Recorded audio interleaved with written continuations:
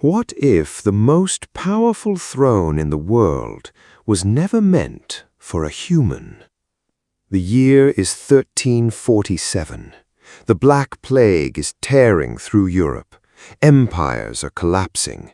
Kings are dying in their beds, choking on their own blood. And somewhere deep beneath the ancient mountains of Central Asia, in a palace carved from black obsidian, lit only by the glow of 10,000 serpent eyes, a throne sits empty. It has sat empty for 500 years, because the last person who sat on it didn't stay human for long.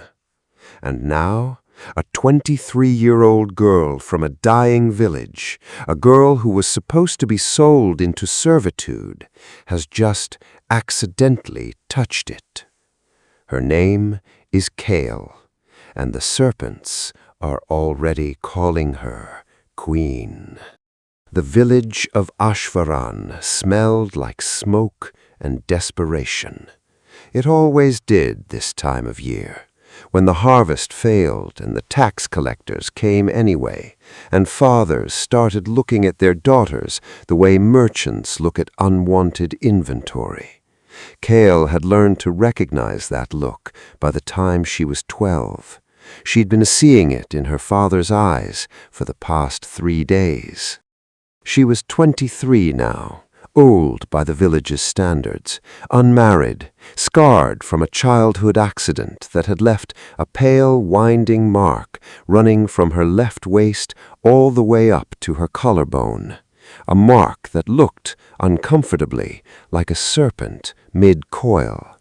The village elders called it a curse, the midwife called it a sign.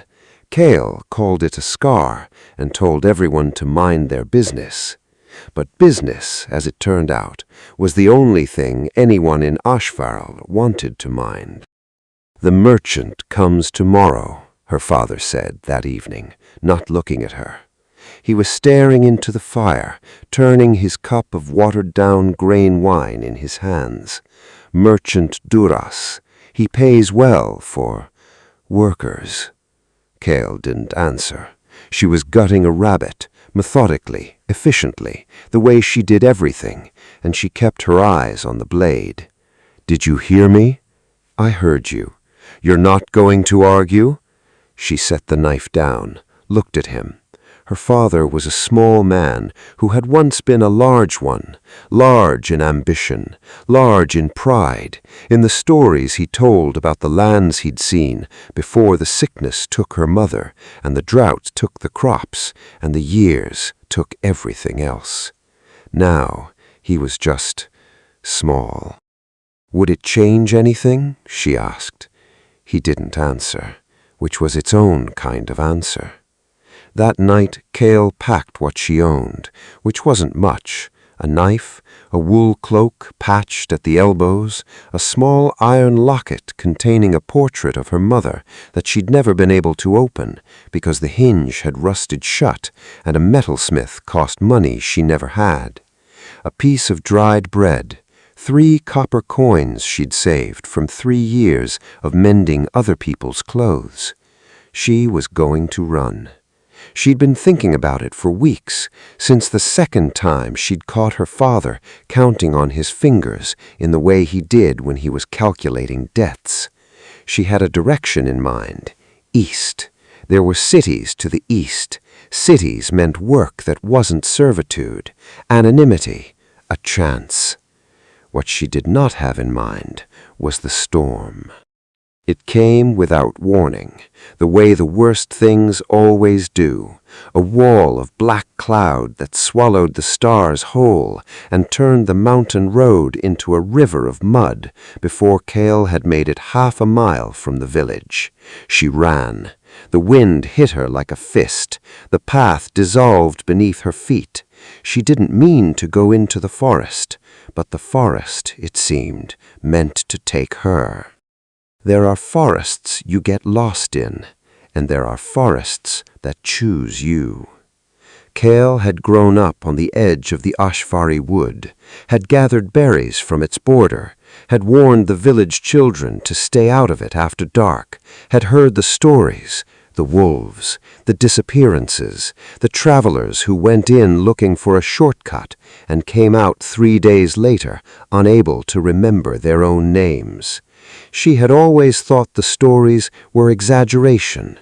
She revised that opinion approximately 30 seconds after the trees closed around her. The forest was wrong. Not wrong the way a storm is wrong, or the way a sick animal is wrong, but wrong in a fundamental, bone-deep way, like walking through a painting of a forest rather than an actual one. The trees were too tall. The darkness between them was too complete. The silence was so total it had weight. She could feel it pressing against her eardrums like water. And then she saw the light. It was gold, not firelight gold, not torch gold, but deep, warm, ancient gold, the kind that you might imagine at the center of the earth, where the heat and pressure have been cooking things for millions of years. It came from below, from a crack in the hillside that she would have sworn was not there a moment ago. She should have run. She descended instead. The passage was narrow at first, then wide enough for 10 men to walk abreast, the walls carved with images she couldn't quite look at directly. Serpents, hundreds of them, thousands of them, woven into patterns so complex they seemed to move in her peripheral vision. She kept her eyes straight ahead. The golden light grew brighter. And then the passage opened, and Kale stopped breathing. The palace was impossible. It was the size of a cathedral. No, the size of 10 cathedrals, stacked and folded into each other, with a geometry that shouldn't work, and somehow did. The walls were black stone, so smooth and polished that she could see herself reflected in them, distorted and multiplied. The ceiling was so far above her that she couldn't see it, only darkness, and within that darkness, movement, things that coiled and breathed. The floor was warm beneath her feet, and in the center of the vast chamber, on a raised dais of black marble, sat the throne. It was not beautiful. Kale had always imagined thrones as beautiful, gold and jewels and velvet, the kind of gorgeous, ridiculous objects that kings paid craftsmen fortunes to create. This throne was none of those things. It was made of something that looked like bone, enormous, ancient bone, yellowed with age, but arranged in a pattern that was almost organic, almost alive. Coils and arches and interlocking curves. It looked less like something built and more like something that had grown. And it was covered in serpents. Real ones, living ones, dozens of them, maybe hundreds, their scales catching the golden light as they moved in slow, hypnotic loops across the arms and back of the throne. They weren't coiled aggressively. They weren't striking. They were resting, waiting. Kale stood in the doorway and thought, I should go back. She thought it very clearly and very rationally. She was practical above all things. Practicality was what you had when you had nothing else. She had nothing to gain from this place and everything to lose. She should go back up the passage, back through the forest, back to the road and east and cities and the life she'd been planning. She took one step forward and then another. And before she'd consciously decided anything at all, she was standing at the foot of the dais, looking up at the throne, and the serpents were looking back at her with eyes like molten copper, and not one of them moved to strike. She reached out her left hand, the scarred one, and touched the arm of the throne. The world ended. Then it began again. She woke up on the floor of the chamber.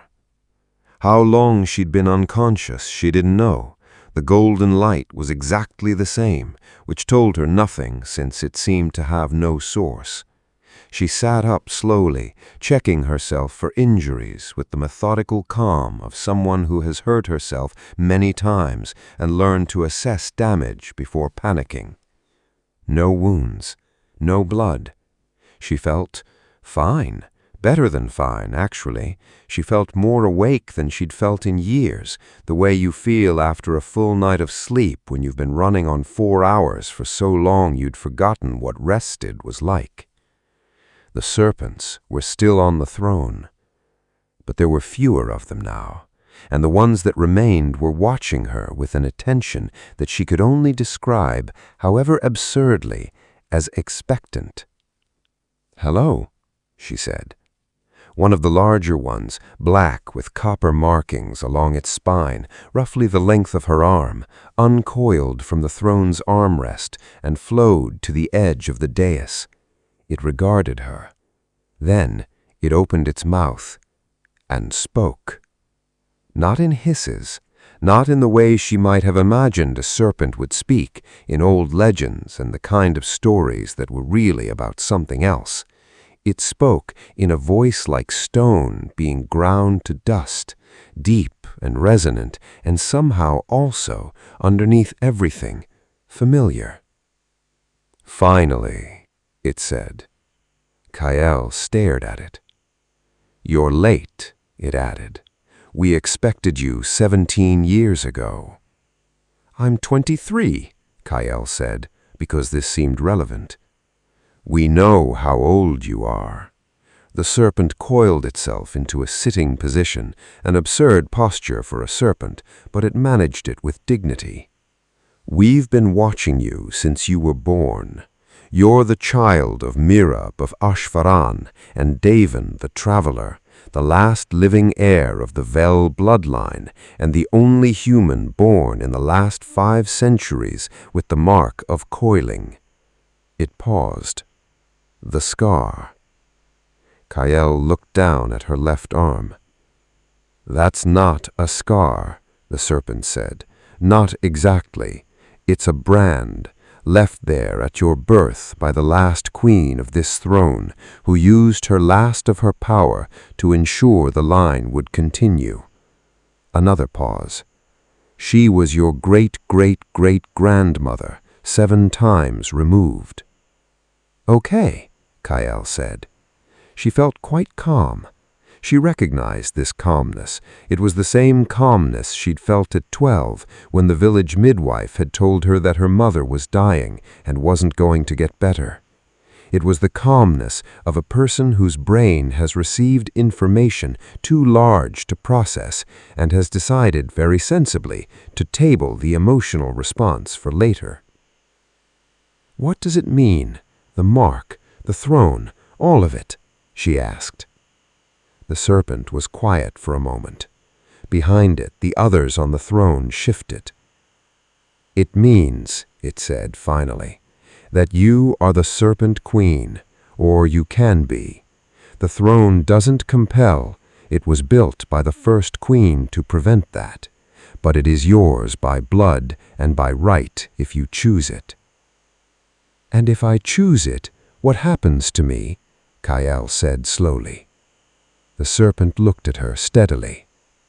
"You change," it said, "not into something inhuman. The stories are wrong. The old queens didn't become monsters, but you will not be entirely the person you were. You will be more and less and different in ways we cannot entirely predict." "And if I don't choose it?" "Then you walk back up through the forest and return to your life. A beat, such as it is." Kael thought of her father, of merchant Duras, of 3 copper coins, a patched cloak, and a locket she'd never been able to open. She thought of the serpents on the throne watching her with copper eyes that were not, she realized, simply animal. There was something behind those eyes, something old and complicated, and, if she was honest, something that looked remarkably like hope. "Tell me everything," she said. "Start at the beginning. I need to understand what I'm being asked before I decide." The serpent lowered its head, not a bow exactly, but something close. "That," it said, "is exactly what a queen would say." The scar on her arm was different. Without telling her anything, who had kept a secret so completely that it had died with her and left Kael to walk into it blind, alone, in the middle of a storm. She felt, she realized, less angry than she would have expected. Mostly she felt sad, and underneath the sadness, something else, something warm. She was protecting me. "All right," she said. "Tell me about the people who killed Ara. Are they still active?" Voss looked at her. The copper eyes, she was learning to read them. "Yes," it said, "they are. They are in fact the primary reason we need a new queen. We've been without a voice for 17 years, and the balance is tipping. If it tips far enough—" "War," Kael said. "War," Voss agreed. And this time there would be no one to stop it on either side. Kael stood up, brushed the dust from her cloak, looked at the throne. "I have 3 copper coins, a knife, a patched cloak. I don't know how to fight. I have no allies, and I have no idea what I'm doing." "No," Voss agreed. "But I'm going to need all of those things, allies, combat skills, knowledge." She paused. "A plan." "Yes." "Okay." She took a breath. "Then let's start with knowledge. Tell me everything, all of it, the factions, the history, the politics, the geography of whatever this underground world is, the capabilities of the throne, the nature of the change it makes." She glanced at Voss. "Everything." "That will take some time." "We established that time moves differently here." She crossed her arms. "So we have time." The serpent looked at her for a long moment. Then he did something she hadn't expected. He smiled.